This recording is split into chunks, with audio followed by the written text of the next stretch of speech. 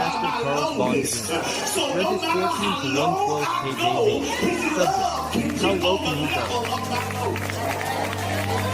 Alright, come on, take a walk into this course to discover here. Brother Wayne is discovered right here in Judges chapter 14. In a nutshell, last week we learned that Samson was the strongest man in the Bible and the weakest man at the same time. We learned last week, we discovered in chapter 13 that he didn't have a normal childhood, that his parents received angelic announcement that this boy is to be a Nazarite. You're supposed to raise him a certain way.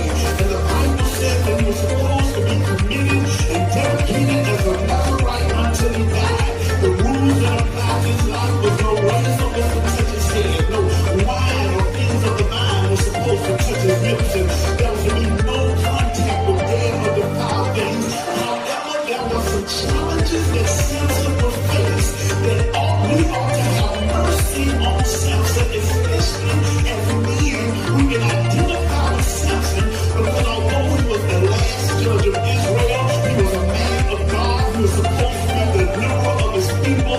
The standing name of the book of Judges is that they were living in such a wicked time where every person did that which was right in their own eye. There was no moral rectitude. This wasn't a time. It's all you don't need to reach your maker.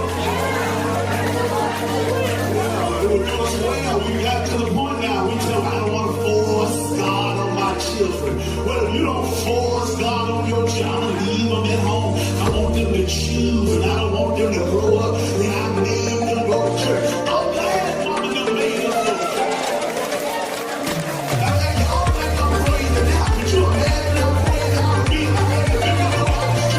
You think I'm off the chain now? You should have called me. Oh, Lord, I'm going to pray something.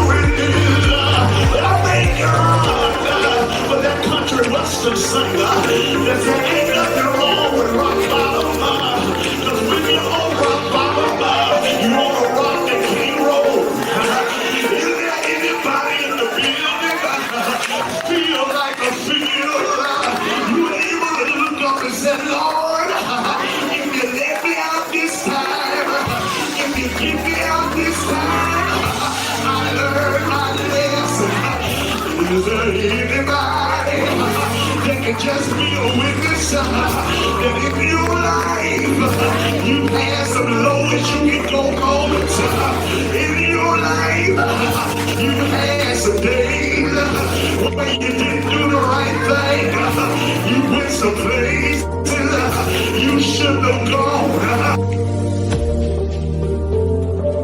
The closing, I don't know it like you know, but I got good news. You know you shout, you shouted at the cross, at the cross. First, saw the light.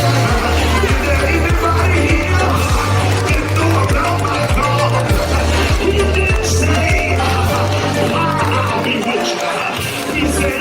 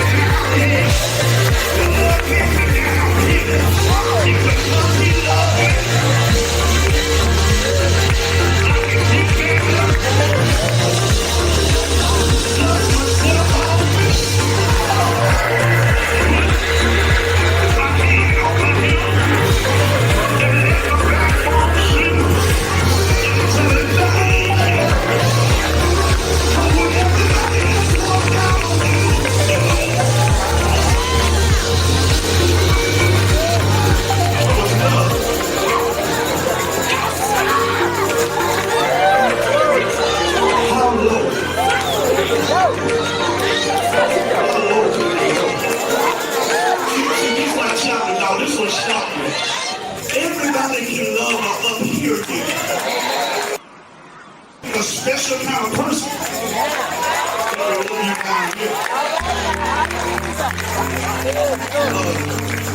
So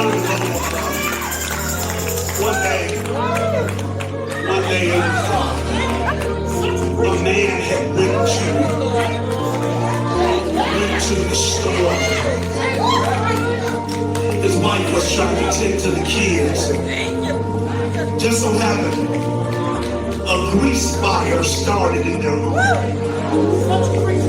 Just so happened that what happened was, the woman couldn't get out. She got the children out, but she couldn't get out. And so she lived, but she had third and fourth degree burns.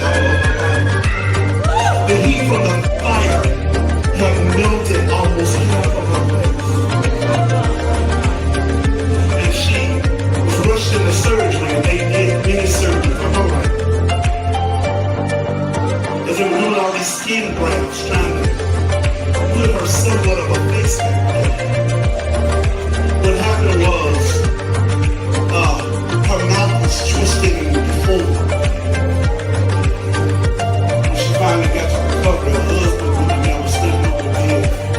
And she looked at him and said, I know you don't want to stay with me after this, because I don't look like what I did when we got married. Her mouth was twisted. But he loved her so much, what he did was, he twisted his mouth to match her mouth and gave her a kiss and said, I'm with you to the end. That's what happened on Calvary. I was down here in a mess. But on a hill called Calvary, he twisted his lips to match my low stuff and shed his blood on a hill called Calvary. The sermon is over, y'all. It ain't like I'm wasting your time. I'm actually down here because even when we get low, sometimes we get comfortable in our mess. Oh, you gonna look at me like that? Like you ain't never wallowed in your sin? You ain't never on purpose did some stuff and you gonna just forgive me. And come on, we get comfortable sometimes in low places. But I'm reminded when he had messed up, went away from home, when he was in the far country. The Bible said that his father, his daddy would look out the window